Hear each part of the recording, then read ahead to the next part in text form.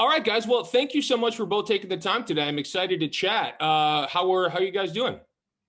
Doing good. Doing Like good, we're man. recovered from our long weekend, but we're back at it. Well, let's get into it by talking about that long weekend by just a little bit. I want to start by talking about the commentary you guys did for the Floyd and Logan fight down in Miami over the weekend. I'm curious just about what the entire experience was like. You guys got so much feedback all night on social media. It was absolutely wild. So I'm curious what it was like, and then also if you guys are interested in perhaps doing more of that kind of stuff.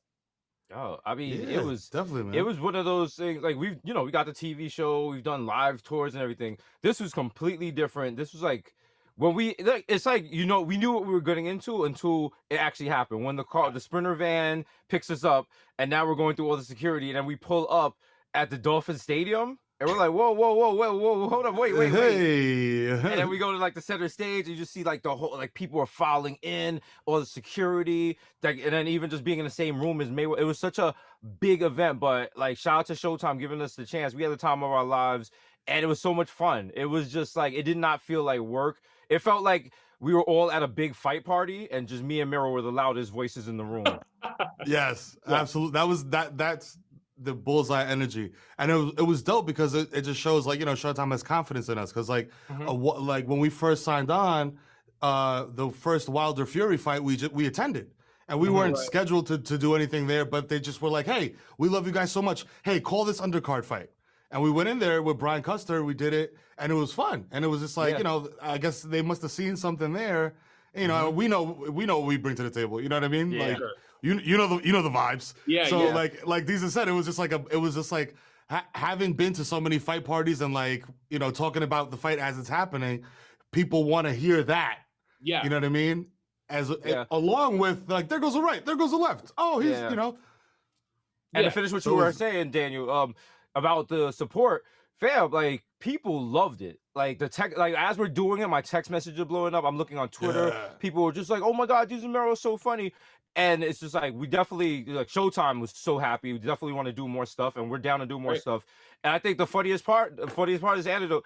I'm leaving Miami, getting on a flight, and with TSA, you gotta show your boarding pass and then show your ID. And he's like, "Pull down your mask." I pull down my mask, and the TSA guy, he's like the grumpiest guy in the world. He goes, "You guys were so great last night. I love you. I love you." And I'm like, if you got TSA on your side, you can't go wrong. I was gonna say that's all you need. Yeah.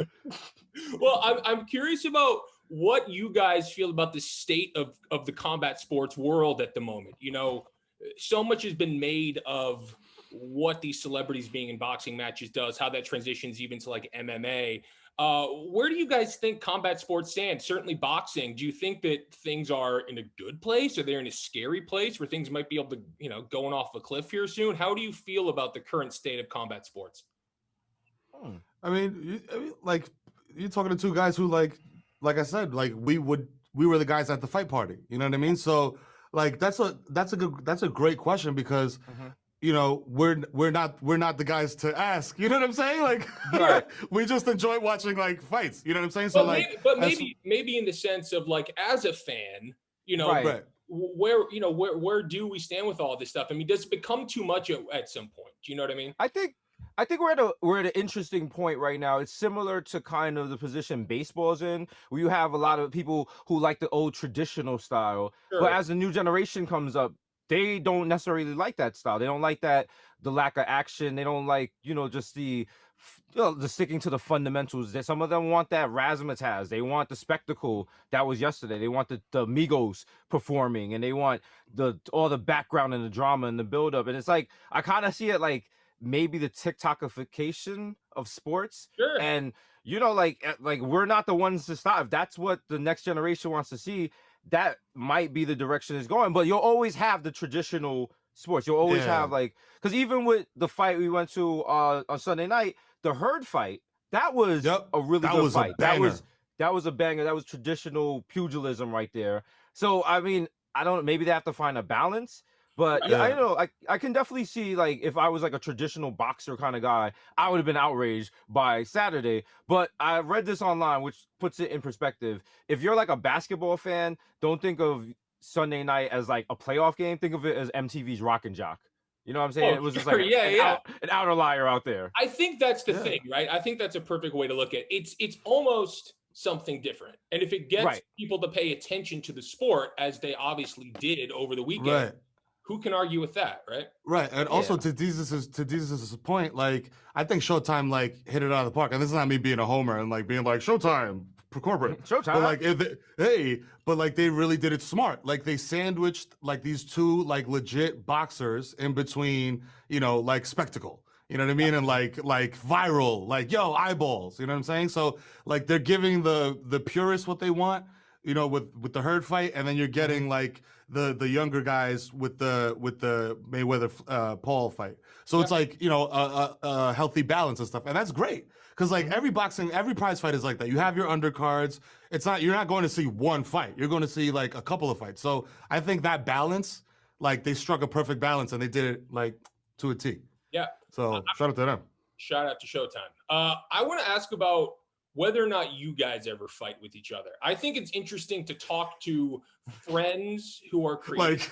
Well, listen, if there are physical fights to be told about, I'd love to hear it. I just mean in general, I think it's so interesting to talk to friends who are also creative partners, because I have relationships like that in my life. And sometimes it can be like, is this a moving in with your best friend as a roommate sort of thing? Like, are we going to ruin the friendship by becoming creative partners, by being so close in sort of a different aspect of our life?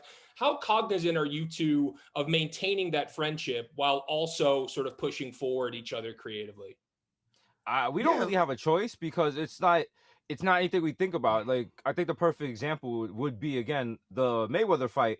We're having so much fun, and we're just jumping off each other's jokes. And there was like a little camera on the table that was watching us. And every time we landed a joke, we would kind of dap each other up, because that's just the idea that we started a podcast a couple of years ago and now we're ringside commentating at a Mayweather fight. You don't have much to fight about there. You know what I'm saying? Like, life is really good.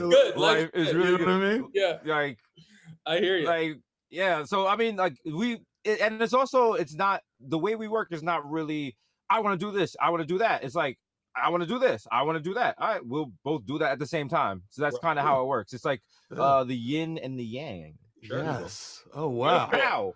I read that in the Airplane magazine.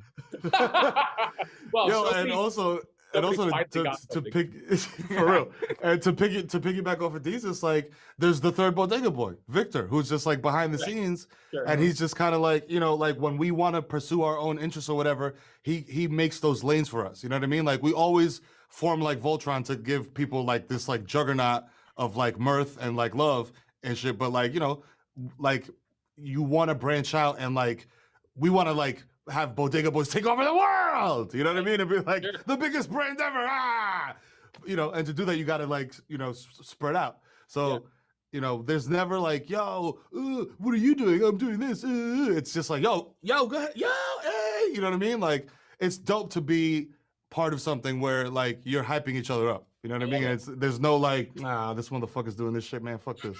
Right. So love, that's the key, right? I love that. You guys had the honor of receiving something that in my personal life is a goal and dream. I don't think I will ever get there. But you had Glenn Close call you a fucking breath of fresh air. Let's go. To your faces, truly a monumental moment in your lives. Absolutely. I can only imagine. Would have been for me. I'm curious what it's been like over the past few years, really being embraced by the elite of Hollywood. I mean, we have A-list people who love you guys come on your show and tell you as much. What has that been like? What has that transition been like to have like somebody like Glenn Close tell you that they love you? And who are maybe some of your biggest celebrity fans that might surprise people? Oh, that's a great question. And like also like, you know, it just kind of gives you like that bat, like we say in the hood, the battery in your back. You know what I mean? Like it just amps you up because it's like, you know, game recognizes game. So like somebody like Glenn Close, who's a legend, telling you that, yo, you are also on that, like, yo, you're on that trajectory gives you like, you know, that like extra like, ooh, you know what I mean? Like when like, not that we're ever like, yo, we don't want to do this, but like everything we go into like, yeah, like, you know what I'm saying? So that just like adds fuel to the fire. You know what I mean? When you get people like Glenn Close, Letterman, people like that telling you, "Yo, this is it right here. Y'all got something here." That's extremely like, you know, satisfying and like, oof, it's like a mental belly full. You know what I'm saying? Like, Sure, yeah. Yeah, I mean, it's just even it just someone at her level knowing who we are, because every now and then, you know, if you're doing interviews, you'll have someone who has no idea who you are. Sure. And their handlers are like, oh, this person, blah, blah, blah. They have a show. She clearly has watched the show. She clearly knows who we are.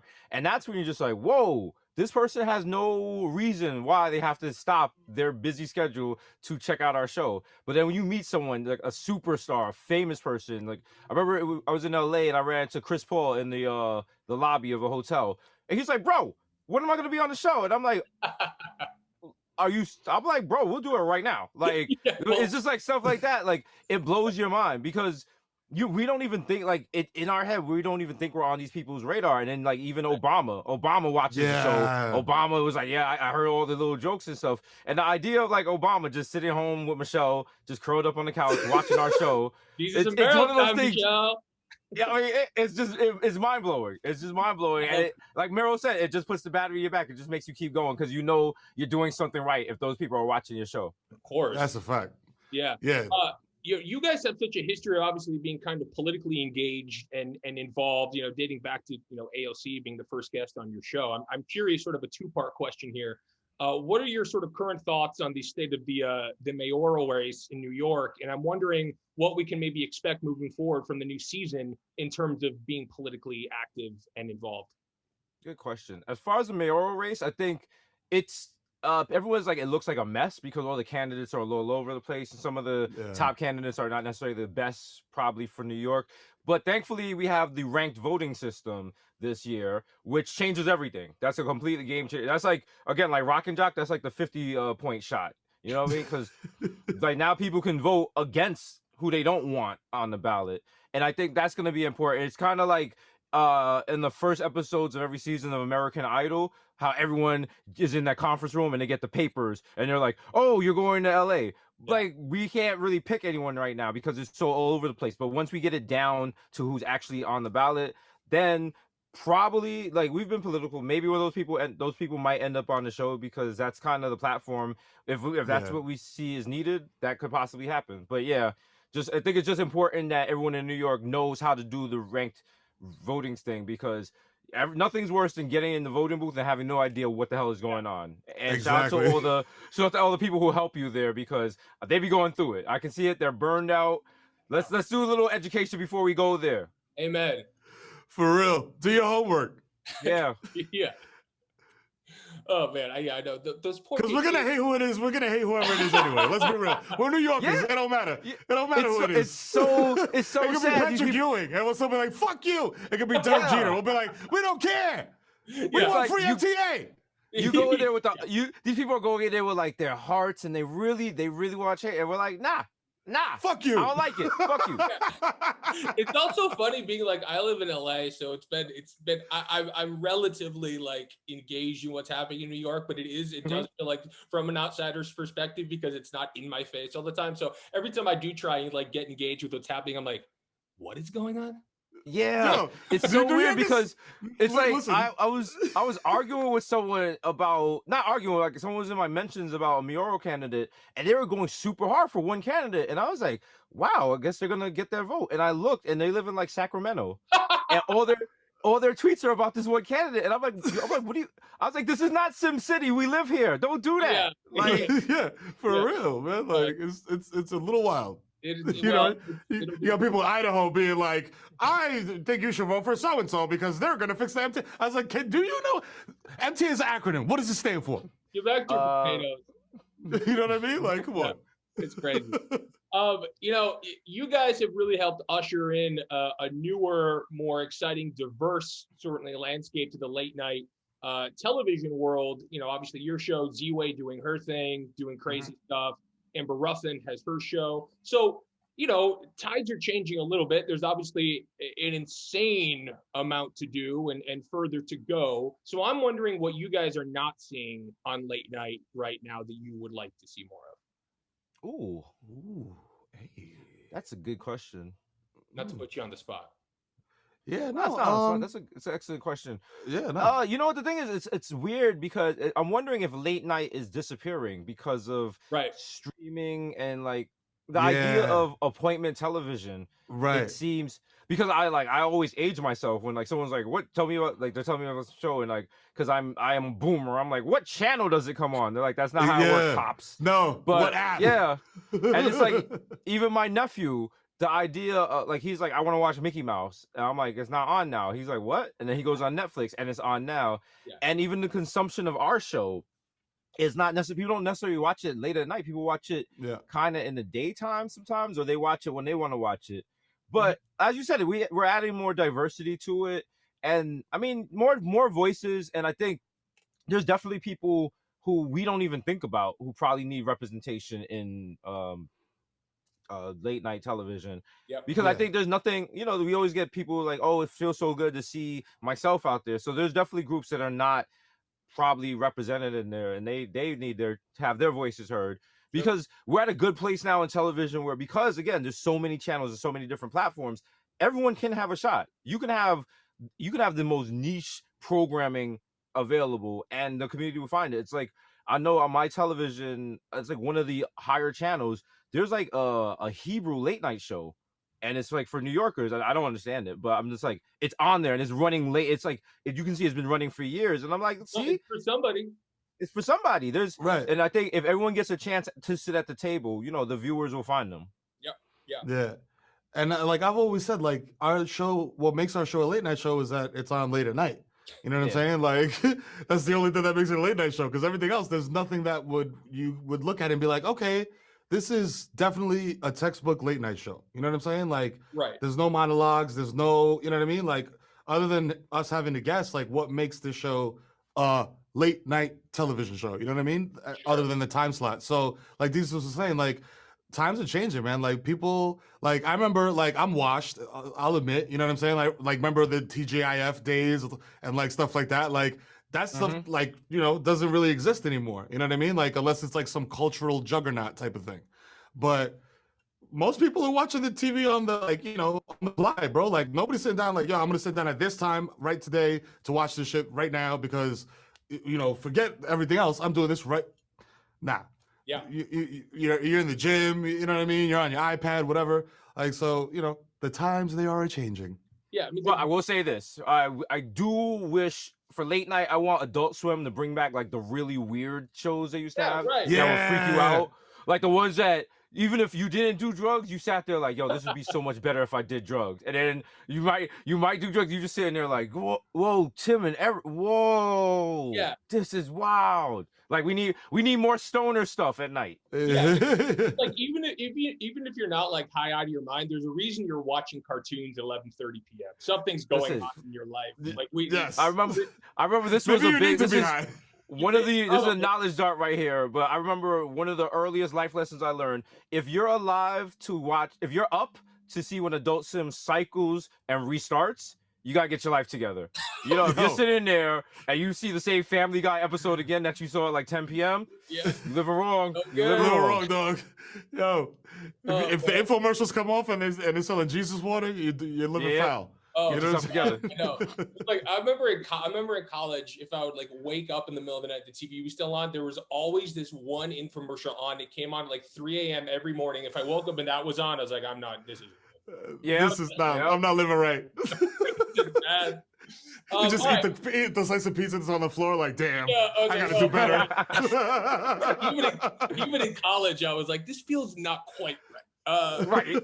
Yeah. All right. Well, one more question, then I'll let you guys go. I'm curious if you have. I know you've thought about this. I would love to know, and I want one name from each of you. Dream guest, Desus and Mero.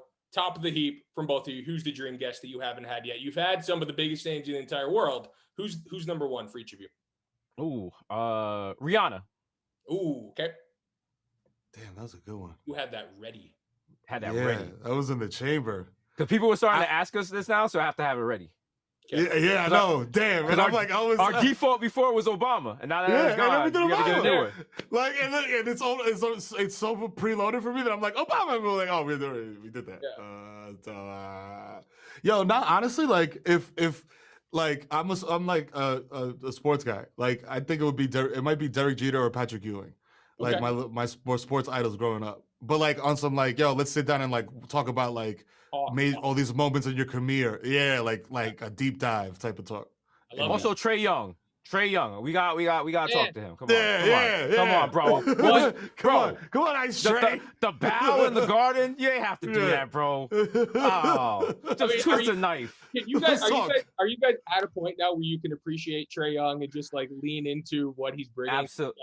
Listen, you know, I'm an NBA fan, so I mean, I love, you know, it's the Knicks, and I love the Knicks during the playoffs. But yo, Trae Young was cooking us. I can't get mad at. It's one of those things where, you know, rest in peace, Kobe. I have been at when Kobe set the record at the Garden, and I remember I was so much younger, and I was so angry, and I was like, "How dare he do this at the Garden?" And my sister explained to me that it was like, "Yo, if you're just a great player, you just have to appreciate getting the chance to watch a great player perform at one of the greatest arenas ever." So yes, it was heartbreaking what Trae Young did, but I mean, our defense let him do that, so I can't get mad at the guy for eating. But it was just like, and there's also I think the part that hurts is like, why don't we get a Trae Young? When are we gonna get a player that's just gonna just devastate someone and break someone else's heart in the playoffs? And one day, think about it. It'll happen. It's coming down the pike. You got to be in a good place as a Knicks fan. I know it's tough out there, but it was amazing. It was an amazing season. Yeah, bro. Like people are like always in the mentions, like, yo, Knicks L. Bro, we were supposed to win 19 games this year. You know what I'm saying? Like, come on now. We were just happy, like we are in show business. Like, we just happy to be here. Like, you know what I mean? We're not even supposed to be here. I even bought a playoff shirt. I knew, and I'm like, who buys a playoff shirt in the first round? But I got that playoff shirt. It's gonna bring me good memories. We had an amazing season. Shout out to Knicks Twitter. Just, you know, actually, because I always have a meme I post when the Knicks lose. I don't have a meme I post when the Knicks win because that just came up on me. So, you know, it's been an amazing season, and listen, no regrets. Well, listen, I'm from Detroit originally, so I'm a Pistons fan. So things could be worse. Oh man! So you got to be mad. Listen, you got to the entire state of Michigan has to sue Blake Griffin. I know for fraud. What in the world? I know. I walked out of there like Kaiser Soze. I know, it's crazy. Oh man, wild. Well, guys, this has been a blast. I feel like I could talk to you for the rest of the afternoon, but I will let you go. I thank you so much for the time. Can't wait for the new episodes of the show. And congratulations on everything. I mean, you know, the sky's the limit for the TU. So thanks for the time. Let's go, man. Thank you. Bye, guys. Take care, man. Later.